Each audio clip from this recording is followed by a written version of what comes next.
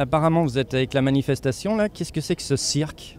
Le CIRC, c'est le collectif d'information et de recherche cannabique, une association que nous avons créée il y a maintenant 25 ans et qui a pour but d'informer et d'organiser des débats sur le sujet de la régulation du chanvre récréatif et thérapeutique en France. Et ça fait 25 ans que ça dure et ça commence à bien faire. Alors, qu'est-ce que vous voulez? Vous voulez qu'on soit tous drogués? Je crois qu'on l'est déjà tous un peu.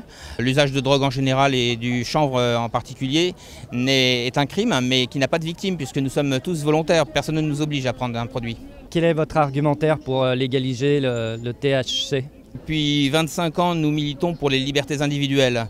Donc le plan économique du chanvre, tout ce qui est régulation de la filière, nous intéresse un petit peu moins, mais c'est ce qui va faire que ça va être légalisé, c'est-à-dire que ça peut rapporter beaucoup d'argent, alors que ça en coûte énormément au niveau de la prohibition. C'est une véritable gabegie.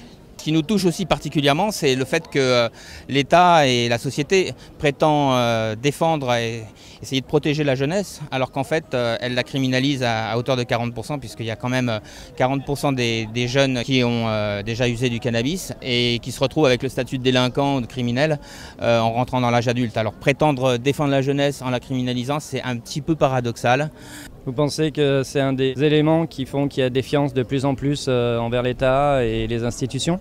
Chez les jeunes, énormément, oui, ça en fait partie. Il n'y a pas que ça, mais ça en fait beaucoup partie. Et puis maintenant, il y a des nouvelles questions que se posent leurs parents, qui voient que l'usage, a priori, est assez bien intégré par les jeunes. Il y en a forcément un petit peu qui en abusent et qui en souffrent, c'est logique, comme tout produit. Qui leur fait craindre pour leurs enfants, c'est surtout les risques d'aller se procurer sur les marchés noirs, de rencontrer des gens pas très agréables à rencontrer, de se faire arnaquer, et puis le harcèlement policier qui est quasi quotidien, surtout dans les milieux populaires et les milieux issus de l'immigration. Et puis il y a aussi le fait que chez les jeunes, qui ne sont pas forcément issus des milieux populaires, pour se procurer du chanvre, on va essayer d'en revendre soi-même pour payer sa propre consommation. Donc c'est un effet boule de neige, un effet Tupperware comme on dit, qui fait que voilà, tout usager est amené un jour à devenir un revendeur. Et ça, vous êtes contre?